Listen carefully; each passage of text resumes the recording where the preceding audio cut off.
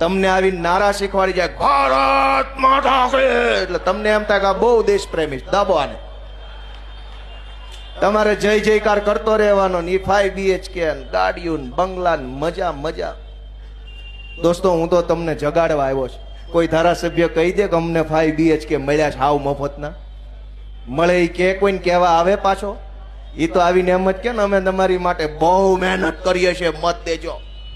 હું મહેનત કરો દોસ્તો? કેટલાક અધિકારી હારા છે, પણ બાકીના બધાને અત્યારે પ્રમોશન જોતા છે, પૈસા જોતા છે, સારી જગ્યાએ પોસ્ટિંગ જોતા છે. એમાં એને સરકારની દલાલી ચાલુ કરીશ.